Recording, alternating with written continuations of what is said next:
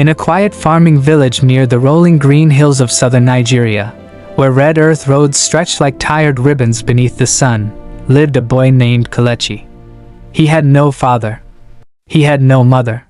Only a small mud hut at the edge of the village and a name that few people remembered. When his parents passed during a sickness season, the village pitied him for a while. But pity fades. Hunger does not. At 13, Kelechi learned how silence feels. It feels like watching other children run into their mother's arms while you walk home alone. It feels like sitting by yourself at village festivals while laughter dances around you.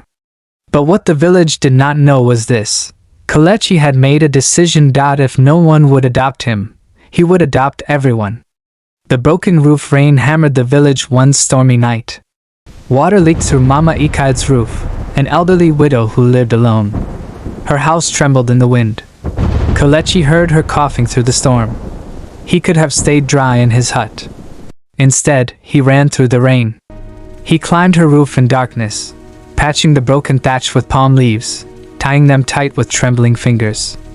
When morning came, Mama Ikaid stepped outside and saw the repaired roof. She wept. "Who did this?" she asked. From a distance, Kelechi only smiled and walked away. Weeks later, thieves raided Papa Bassi's farm. His yams were gone.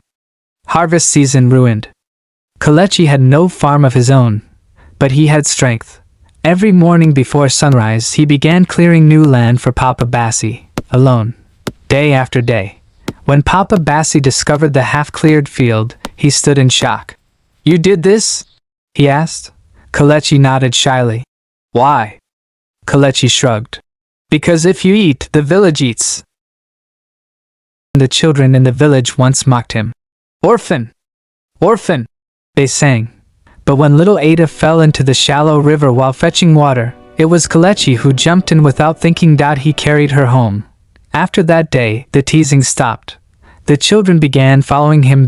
He told them stories under the mango tree. He taught them how to carve small toys from wood. He shared the little food he had.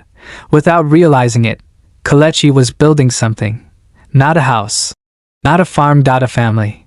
The drought. Then came the drought. The river shrank. Crops withered. Hope dried like cracked earth. Tension filled the air. Neighbors began blaming each other. "The gods are angry," some cried. "My people, we must are come cursed," together to solve this. others whispered. Yes, we are with you. Fear What is the spread plan? faster We than dig hunger. together, united. But Kelechi noticed something others didn't. Up in the hills beyond the forest, there was still green. He had seen it while gathering firewood. And so, while elders argued, Kelechi gathered the children. "Come," he said. The hidden stream through thick forest paths, scratched arms, and tired legs, Kelechi led them uphill. And there it was. A small hidden stream, flowing quietly between stones. Fresh water. Hope. He returned to the village and spoke before the elders, something no orphan boy had ever dared to do. "There is water," he said. "But we must work together to bring it down." Murmurs filled the square. "Who are you to speak?" one elder challenged. Kelechi bowed. "No one," he said softly. "But I belong to this village." Something in his voice silenced them. The long trench for weeks. The village dug a trench from the hills to the farms. Men, women, children. Even Mama Ikaid carried small baskets of sand. And at the center of it all was Kelechi, working hardest, speaking least. When water finally flowed into the village, there was dancing, there was drumming, there were tears. And for the first time in his life, Kelechi was not standing alone. One evening, the oldest elder, Pa Okon, called the village together. "In times of plenty, we forgot this boy," he said. "In times of hunger, he remembered us."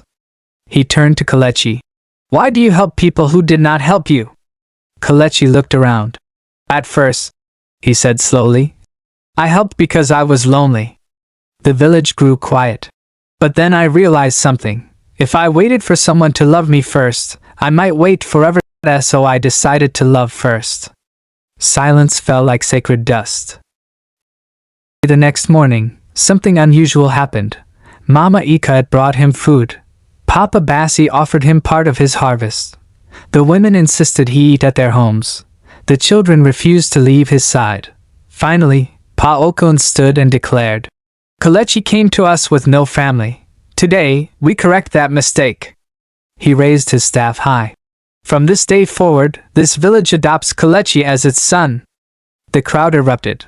Drums echoed across the hills of southern Nigeria. Kelechi wept openly, not from sadness, but from belonging. Years passed. The boy grew into a man. The hidden stream became a strong irrigation system. The children he once taught grew into leaders. And whenever strangers asked the villagers, "How did this community become so united?" they would smile and answer, "An orphan adopted us." You create belonging by giving it.